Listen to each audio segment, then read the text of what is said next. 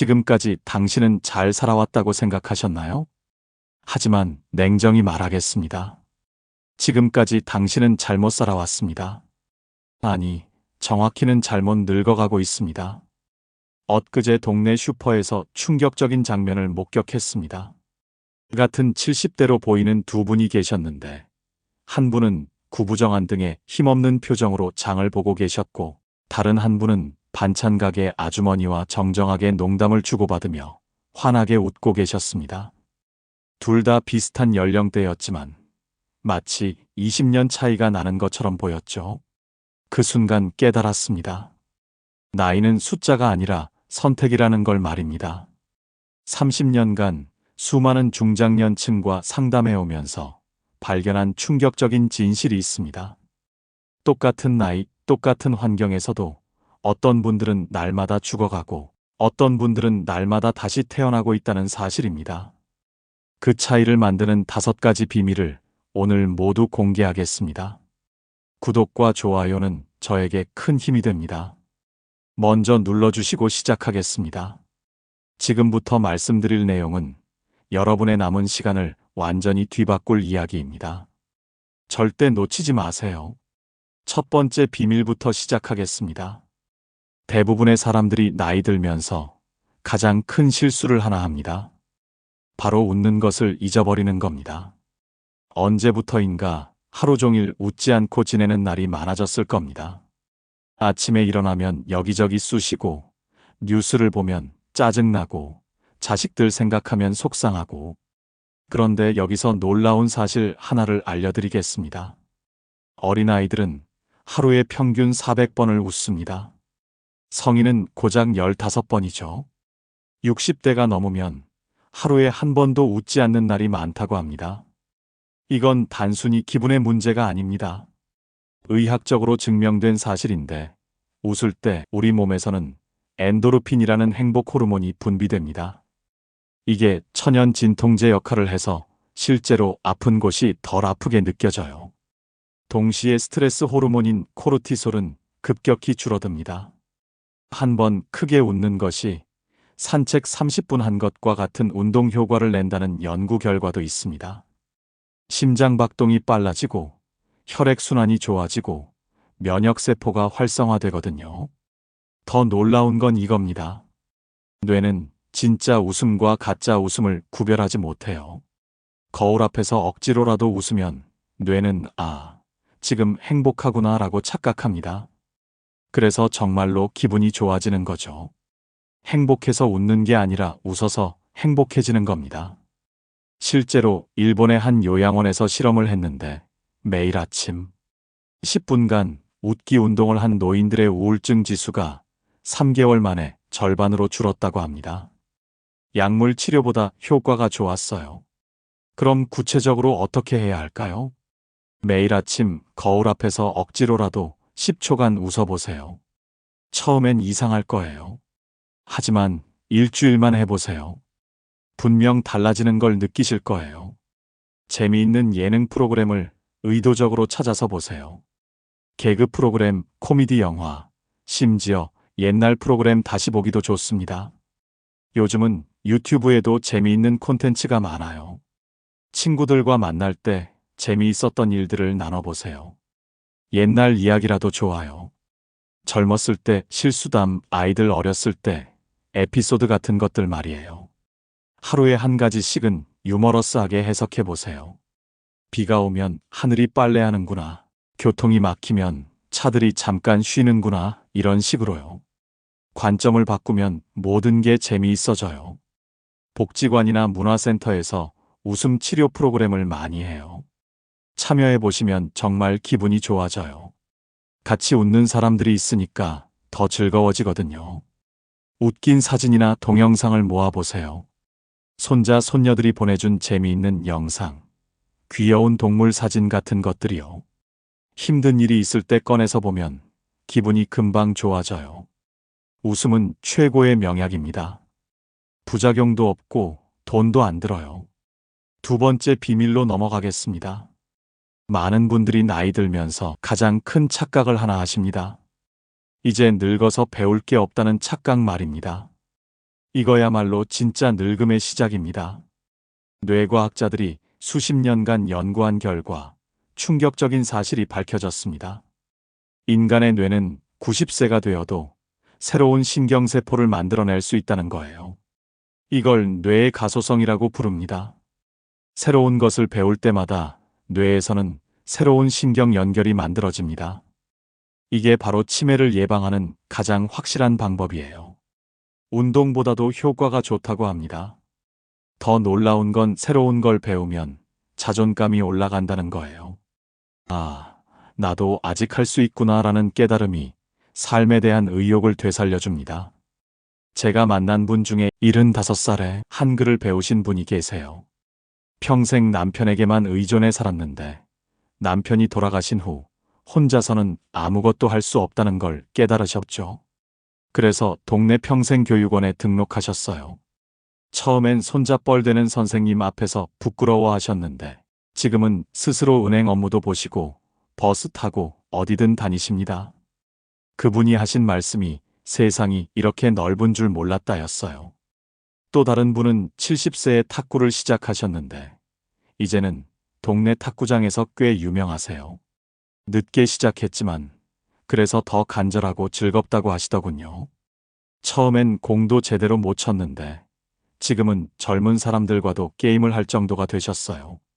또 다른 분은 80살에 스마트폰을 배우기 시작하셨는데 지금은 카카오톡도 하시고 사진도 찍으세요. 뭘 배우든 상관없어요. 거창할 필요도 없고요. 휴대폰 사용법부터 시작해도 좋아요.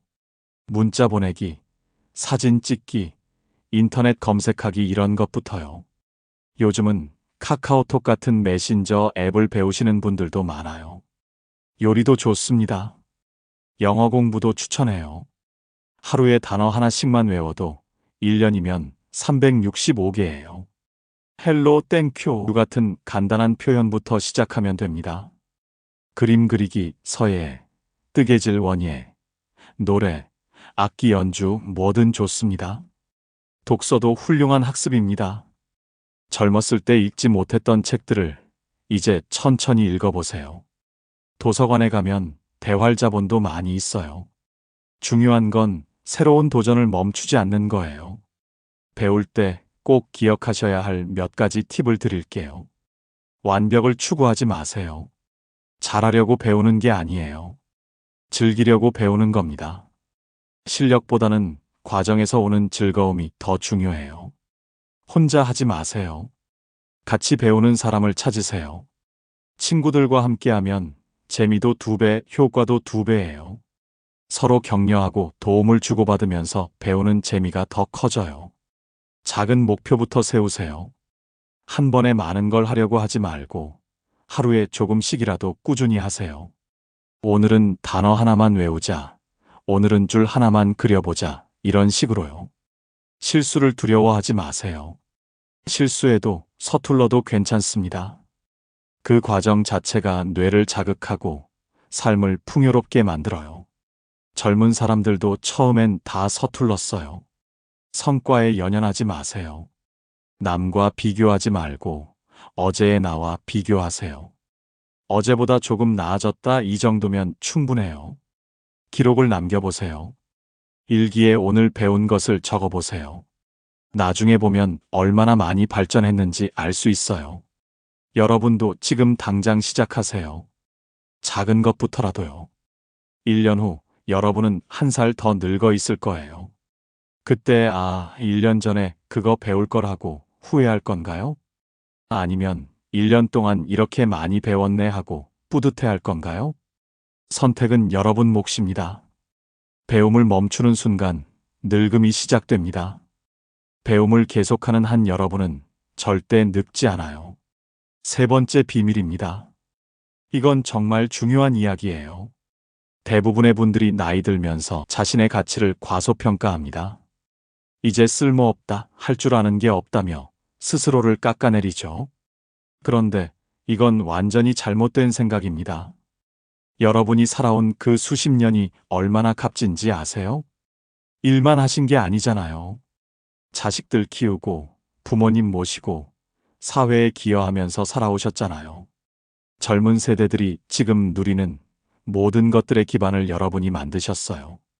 도로, 건물, 제도, 문화 모든 게 여러분 세대의 노력으로 만들어진 거예요. 더 구체적으로 말씀드릴게요. 여러분이 자식을 키우면서 얼마나 많은 능력을 발휘하셨는지 아세요? 밤새 아픈 아이를 돌보면서 간호사 역할을 하셨고, 교육비를 벌기 위해 경제 전문가가 되셨고, 아이들의 고민을 들어주면서 상담사 역할을 하셨어요. 요리하고, 청소하고, 가계부 쓰고, 이웃들과 관계 맺고, 얼마나 많은 일을 동시에 해내셨어요. 그런데 왜 자신을 평가절하 하십니까? 심리학에 자기 효능감이라는 개념이 있습니다. 나는 할 수 있다는 믿음인데요. 이게 강한 사람은 뭐든 도전하고 실패해도 다시 일어나요. 반대로 이게 약한 사람은 시도조차 안 하죠. 나이가 들수록 이 자기 효능감이 약해지기 쉬워요. 몸이 예전 같지 않고 사회적 역할이 줄어들면서 나는 이제 안 되라는 생각이 굳어지거든요. 하지만 이건 사실이 아닙니다. 실제로 역사상 많은 위인들이 나이 들어서 더 큰 업적을 남겼어요. 모세는 80세에 백성을 이끌고 이집트를 탈출했고, 케넬 샌더스는 65세에 KFC를 창업했어요. 우리나라 분들 중에도 늦깎이 성공 사례가 많아요. 70에 첫 시집을 낸 분, 80에 등산을 시작해서 백두산까지 오르신 분들이 계세요. 나이가 가져다주는 장점도 많아요. 젊었을 때는 없던 여유로움, 인생을 바라보는 지혜, 사람을 보는 눈, 이런 것들은 나이 들어야 생기는 거예요. 젊은 사람들이 가질 수 없는 귀중한 자산이에요. 중요한 건 내가 나를 어떻게 보느냐예요. 매일 아침 거울 앞에서 이렇게 말해보세요. 나는 소중한 사람이다. 나는 아직 할 일이 많다. 오늘도 새로운 걸 배울 거다. 나는 지금까지 잘 살아왔다. 나는 많은 사람에게 도움이 되는 존재다. 이런 긍정적 자기 대화가 뇌를 바꿉니다. 뇌는 여러분이 말하는 대로 믿어요. 반대로 절대 이런 말은 하지 마세요. 내 팔자가 원래 이래. 내 주제에 무슨. 이제 다 늙었어. 난 쓸모없어. 이런 말은 스스로에게 거는 저주입니다. 대신 이렇게 말하세요. 나는 아직 젊다. 나는 계속 성장한다. 내 인생의 전성기는 지금부터다. 나는 가능성이 무한한 사람이다. 자기 칭찬하는 습관도 기르세요.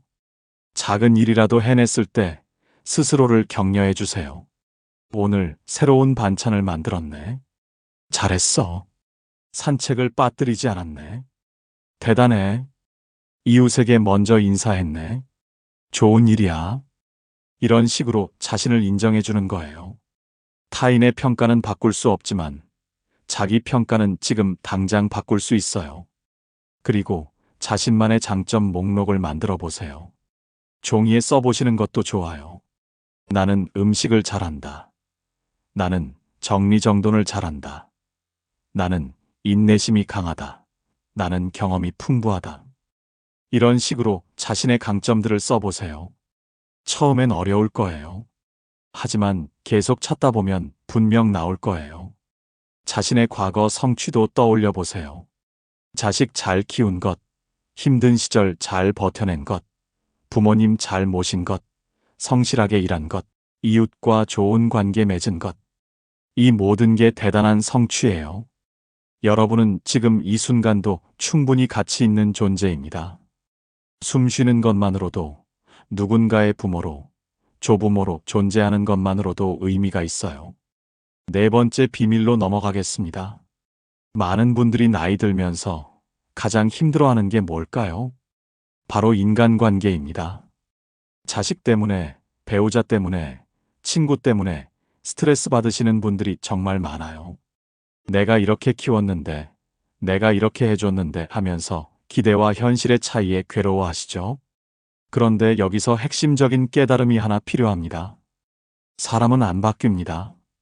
특히 나이 들수록 더 안 바뀌어요.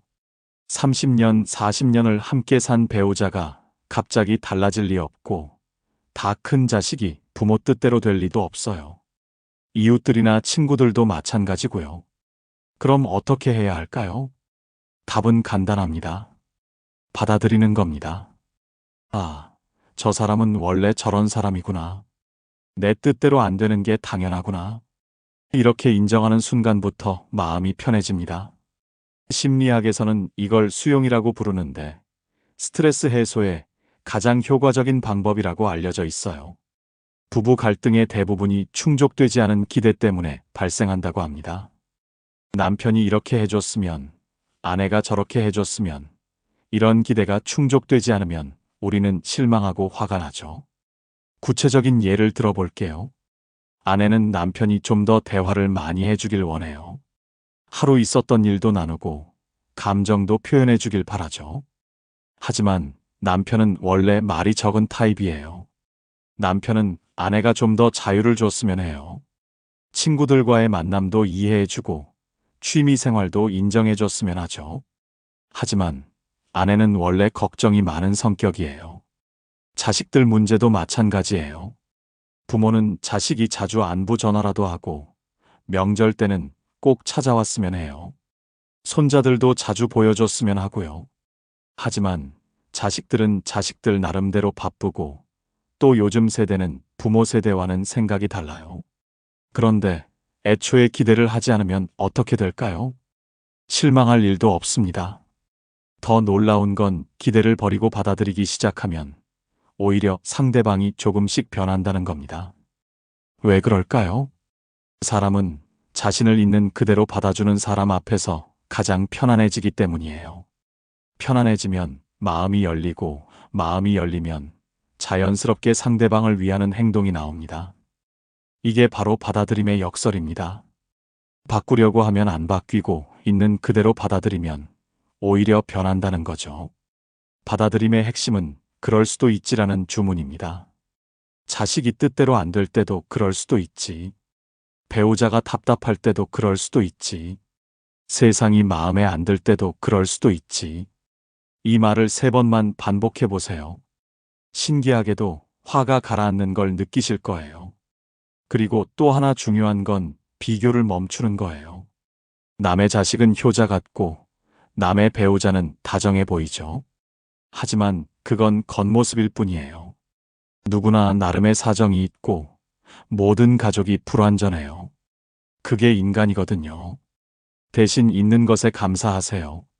없는 것에 연연하지 말고 현재 가진 것을 세어보는 거예요.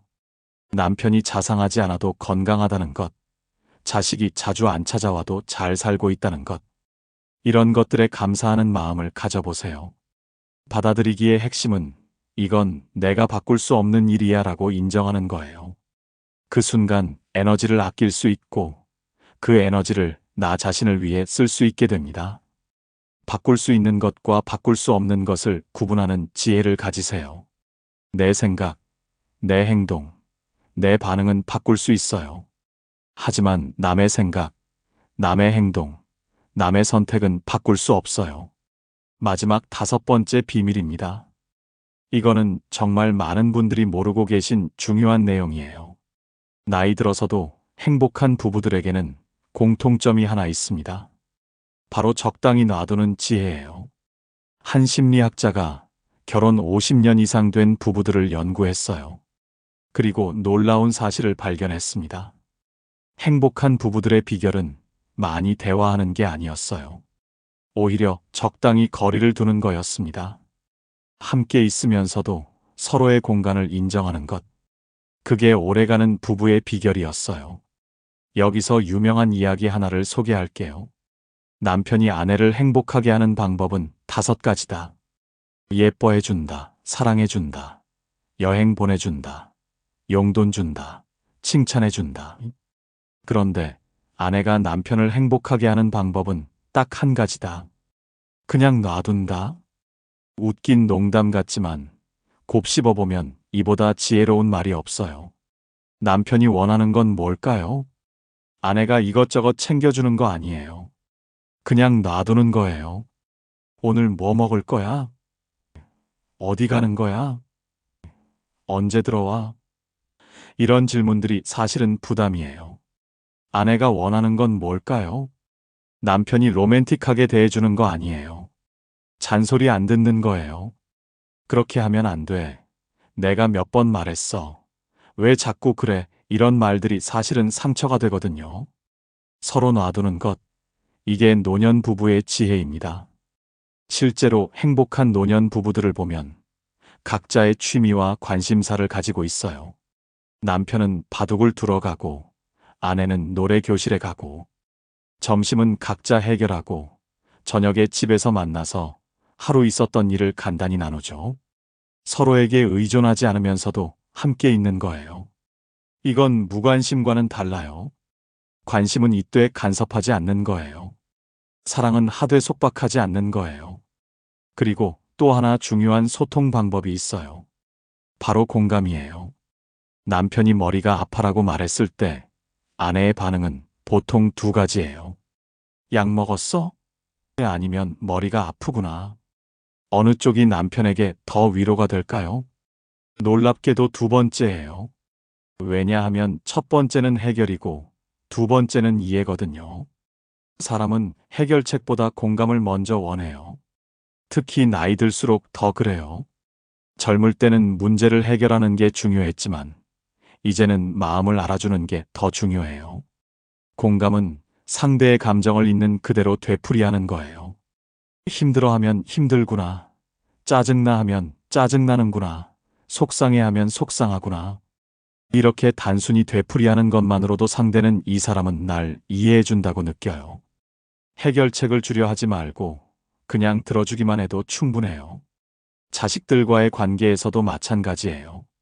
요즘 회사가 힘들어라고 하면 그만두지 그래가 아니라 회사가 힘들구나라고 공감해 주세요. 아이들 키우기 힘들어라고 하면 그렇게 키우면 안 돼가 아니라 키우기 힘들구나라고 이해해 주세요. 조언은 구할 때만 해주세요. 어떻게 하면 좋을까요? 라고 물어볼 때만 답을 해주는 거예요. 그냥 하소연할 때는 들어주기만 하면 돼요. 오늘부터 관계를 바꾸려 하지 말고 놓아주세요. 잔소리 대신 공감을 하세요. 그러면 놀랍게도 상대가 달라지고 무엇보다 내 마음이 편해집니다.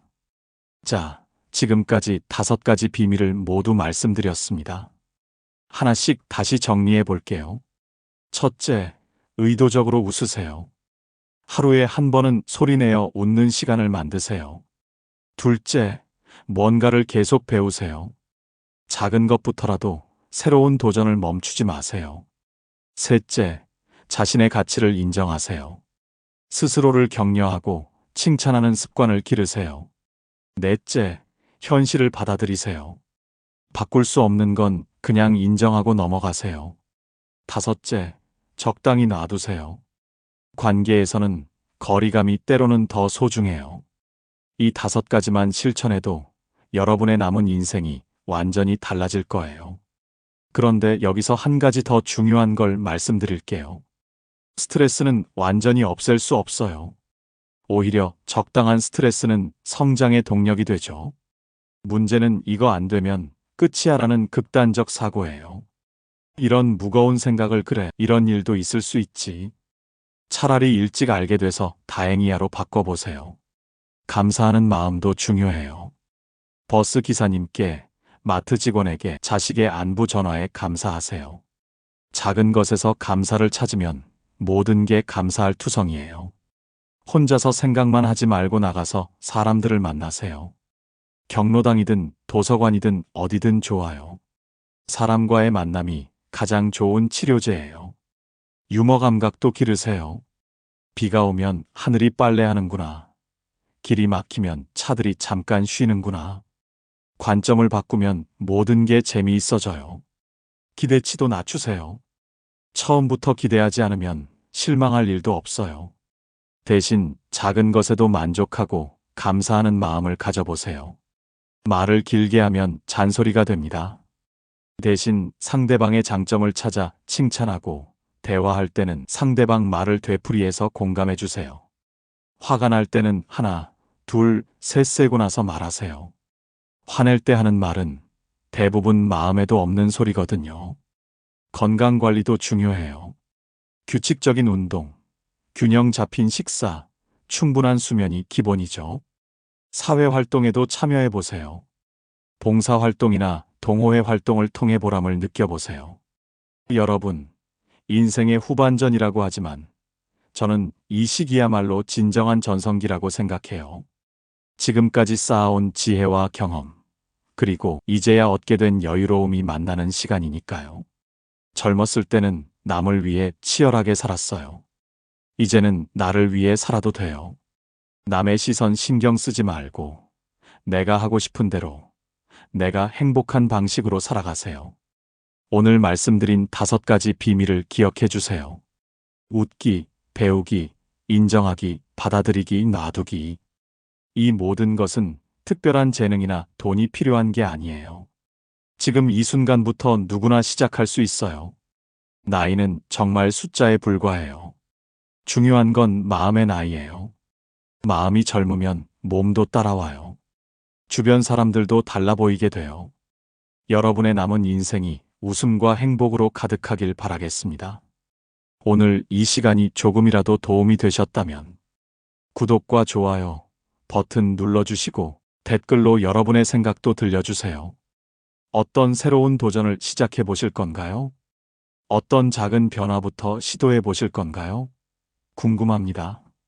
빛나는 인생의 지혜 채널은 앞으로도 여러분과 함께 아름다운 인생 후반전을 만들어 가겠습니다. 건강하시고 행복하세요. 감사합니다.